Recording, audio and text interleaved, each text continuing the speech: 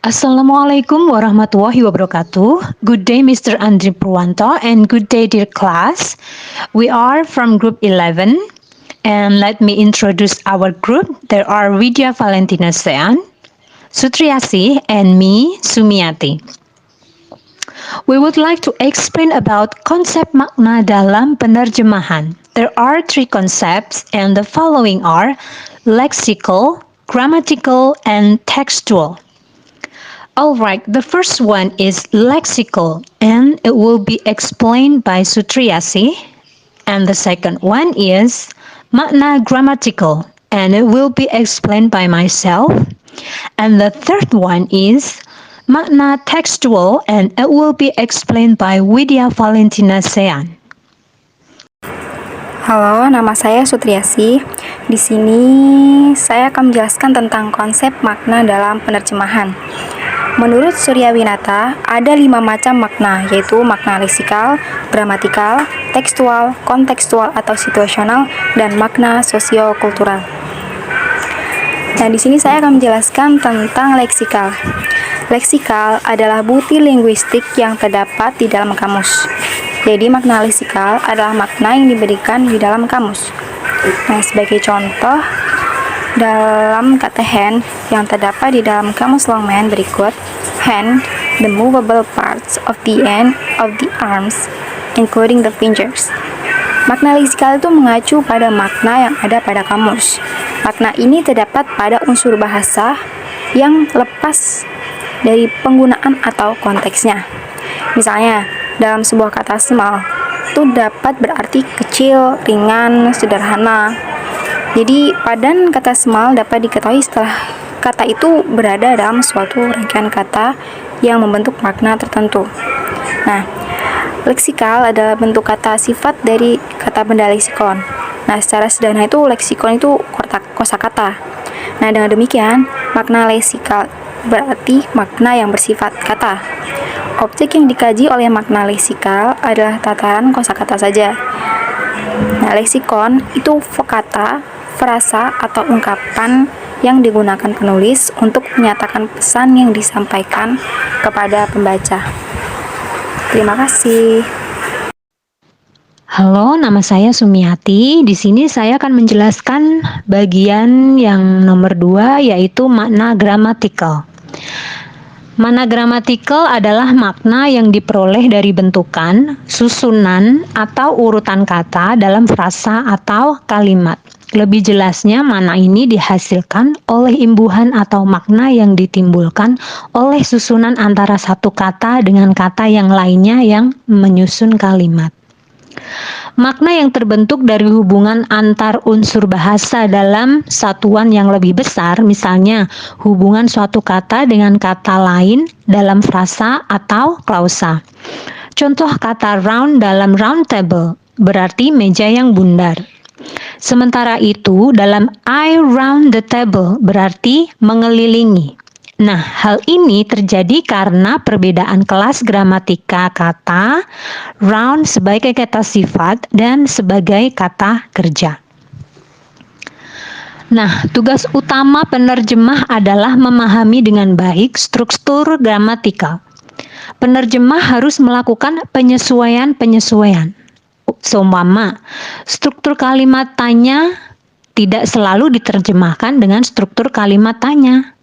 Karena struktur kalimat tanya tidak selalu mengandung pesan bertanya. Mungkin sekali pesan yang dikandungnya adalah memohon atau meminta. Contohnya, dalam bahasa Inggris, "Can you open the door for me, please?"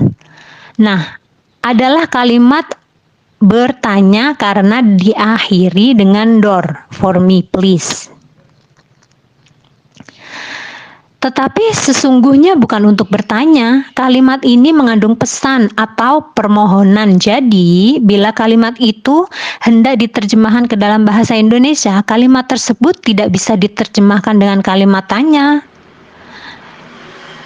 Seperti, dapatkah Anda membukakan pintu buat saya? Karena teks bahasa sumbernya bukan untuk bertanya, melainkan untuk memohon atau meminta. Nah, oleh karena itu, terjemahan yang paling tepat dan wajar adalah tolong bukakan pintu untukku.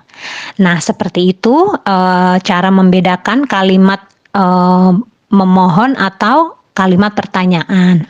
Terima kasih. Halo, nama saya Widya Valentin Sean. Saya akan menjelaskan bagian makna tekstual. Makna tekstual adalah makna suatu kata yang ditentukan oleh hubungannya dengan kata-kata lain di dalam suatu kalimat. Tekstual adalah berdasar pada teks. Hal-hal di luar teks tidak diperhatikan. Makna tekstual berkaitan erat dengan isi suatu teks secara keseluruhan. Kata yang sama tetapi berbeda jenis teksnya bisa mengakibatkan makna yang berbeda pula. Kata bahasa Inggris hand bisa mempunyai berbagai makna tergantung pada kata-kata lain yang membentuk kalimat. Sebagai contohnya, hand me your paper, yang artinya serahkan kertasmu. Makna hand di sini sebagai menyerahkan. Contoh kedua yaitu just give me a hand, yang artinya bantulah saya. Hand di kalimat ini bermakna membantu atau meminta bantuan. Contoh ketiga yaitu hold hands up, atau artinya anak buah kapal atau awak kapal.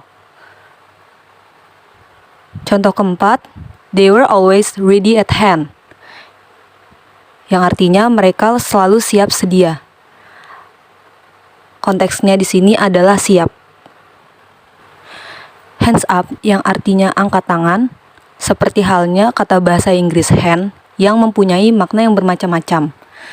Kata bahasa Indonesia tangan pun mempunyai makna yang bermacam-macam pula, yang sebagian besar tidak mirip dengan makna kata hand atau tangan. Kedua kata ini makna leksikalnya memang sama. Namun dilihat lagi bagaimana suatu teks secara keseluruhan dalam membentuk kalimat.